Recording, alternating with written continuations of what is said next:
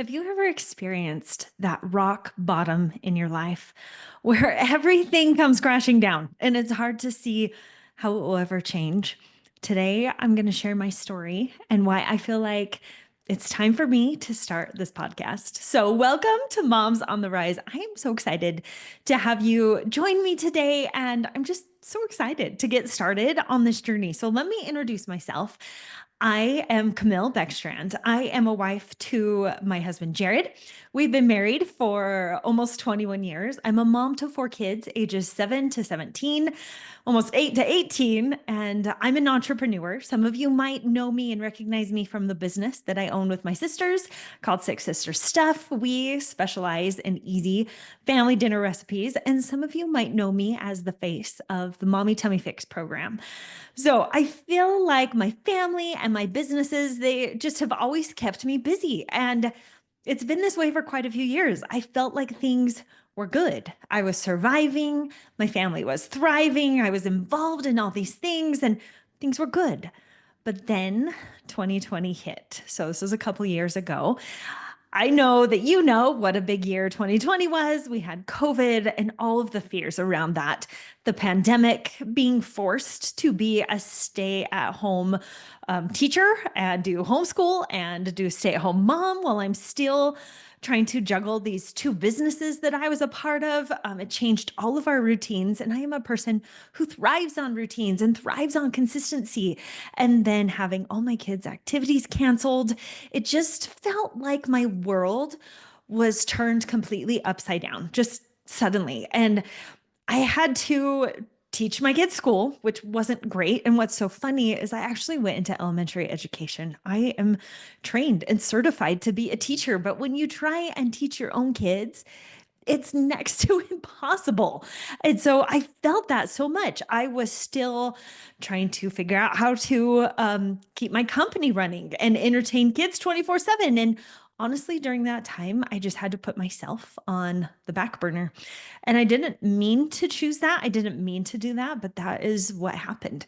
And so weeks and then months of not caring for yourself really do add up.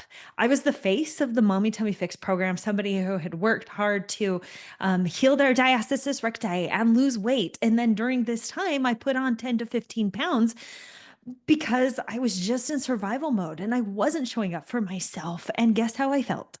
Not great. I was so anxious. I was so stressed. I was so burnt out. And I felt so much shame because I felt this way. And I felt like I was letting everybody down. So my anxiety and even my PTSD from some other things in my life were just hitting this all-time high. And so I started therapy and I hired a coach to help me. And I just felt like I was at the bottom of this big hole, like a big pit.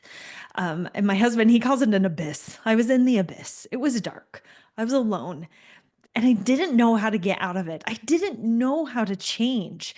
One of the coaches that I was working with, she was talking to me about the shame that I felt, that I couldn't be everything for everyone, and that I felt like I was letting people down. And I didn't know how to start taking care of me because I needed to take care of everyone else. Sound familiar? Sound like something maybe you've said before? But this coach said to me, listen, that sounds really noble of you to stop caring about yourself and go all in on your kids and everyone else. But how noble is it really when you reach your breaking point and you need to be hospitalized because you stop taking care of you, whether it's mentally, emotionally, physically, it doesn't matter. And he said, part of being a good mom is caring enough for your kids to take care of yourself. Because if you don't, you are going to be an even bigger burden on them when they have to care for you. And no one had ever laid it out for me like that. I thought the most selfless thing that I could do was give all of me to my kids, to my spouse, to everyone around me. But it came at such a cost. And I had nothing left for myself. I was so grumpy and full of resentment. And it was during this time that I decided to start showing up for myself again and finding ways to take care of myself, even in the busiest of seasons, the season of owning and running a business and doing homeschool and trying to juggle my marriage and find joy in motherhood. I have come to learn that so many times we look at life as all or nothing. I thought that I had to go all in on being a mom which leaves me nothing when it comes to taking care of me. And I gave everything to everyone else. And so I have learned we have to change the wording. It has to be, I can be all in on being a mom and on being all in on myself. There is a way to integrate both into your life.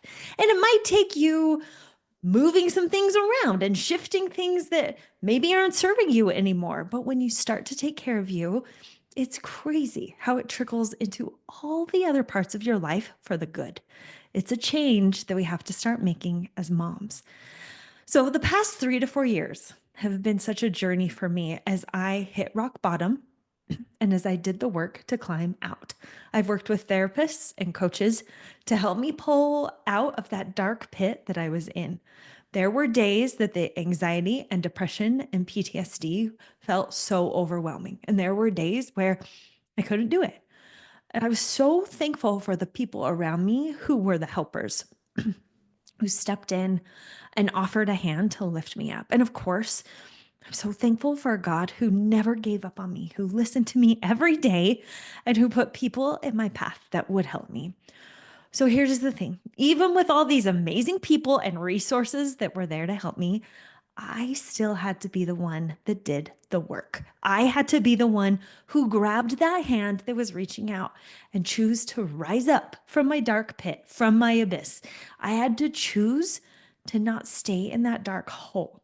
Now, I want you to know there are days where it's okay to stay there. And I definitely did. Healing from trauma and dealing with grief come in waves. And I had to learn to give myself that time to sit with my feelings sometimes. But I knew it wasn't a place where I wanted to stay for long. The word that I have focused on for the past few years has been the word rise. I wrote out the definition and I hung it on my wall where I would see it every day. And this is what the definition of rise is: an upward movement, an increase. To get up from lying, sitting, or kneeling, it's an instance of becoming higher. To move from a lower position to a higher one, to climb. So, what does it mean to be a mom on the rise?